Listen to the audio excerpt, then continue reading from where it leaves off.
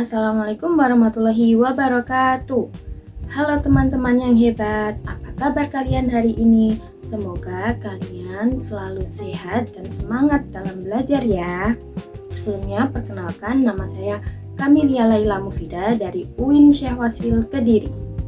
Pada pembelajaran kali ini kita akan mempelajari materi yang sangat menarik dalam ilmu pengetahuan alam, yaitu struktur bumi. Pernahkah kalian bertanya-tanya, apa sih yang ada di dalam bumi yang kita pijak ini? Apakah bagian dalam bumi sama seperti permukaannya? Untuk menjawab pertanyaan tersebut, mari kita pelajari materi struktur lapisan bumi. Bumi merupakan tempat tinggal seluruh makhluk hidup. Jika dilihat dari luar, bumi tampak seperti daratan dan lautan. Namun, ternyata bagian dalam bumi tersusun atas beberapa lapisan yang memiliki karakteristik yang berbeda-beda. Secara umum, bumi terdiri atas 3 lapisan, yaitu kerak bumi, mantel bumi, dan inti bumi. Masing-masing lapisan ini memiliki ketebalan, suhu, dan komposisi yang berbeda-beda loh. Mari kita mulai dari lapisan yang paling luar, yaitu kerak bumi. Bumi merupakan lapisan terluar yang menjadi tempat tinggal manusia, hewan, dan tumbuhan. Ketebalan kerak bumi sangat bervariasi, sekitar 5 hingga 70 km. Kerak bumi terbagi menjadi 2 jenis, yaitu kerak benua dan kerak samudra. Kerak benua memiliki ketebalan yang lebih besar dan tersusun oleh batuan granit. Sedangkan kerak samudra lebih tipis dan tersusun oleh batuan basalt. Meskipun terlihat kokoh, kerak bumi sebenarnya tersusun atas lempeng-lempeng yang terus bergerak loh.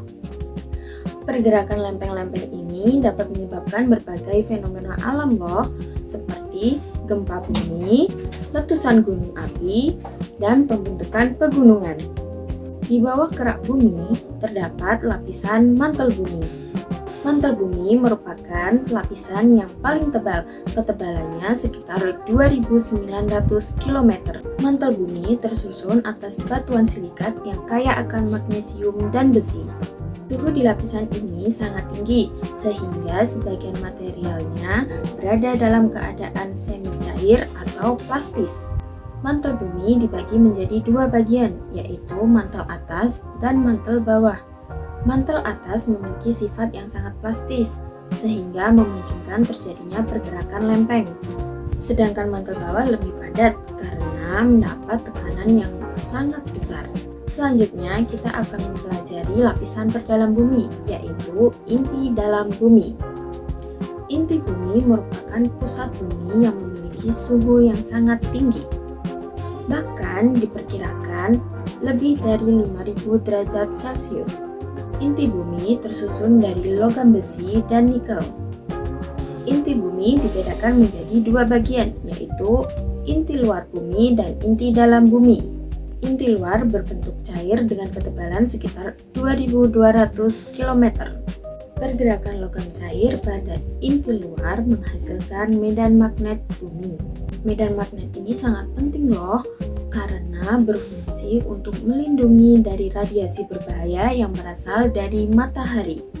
Sementara itu, inti dalam berada di pusat bumi dan berbentuk padat. Meskipun suhunya sangat tinggi, tetapi tekanan yang besar membuat inti dalam bumi tetap berada dalam keadaan padat. Agar lebih mudah dipahami, bayangkan bumi itu seperti telur rebus. Kulit telur diibaratkan sebagai kerak bumi, putih telur diibaratkan sebagai mantel bumi, dan kuning telur diibaratkan sebagai inti bumi. Meskipun perumpamaan ini sangat sederhana, tetapi gambaran ini bisa membantu kita untuk memahami lapisan bumi dari luar hingga dalam bumi. Keberadaan lapisan-lapisan ini sangat berpengaruh terhadap fenomena yang terjadi di permukaan bumi, seperti gempa bumi, aktivitas vulkanik, pembentukan gunung, hingga pergeseran benua. Semuanya berkaitan dengan proses yang berlangsung di dalam bumi.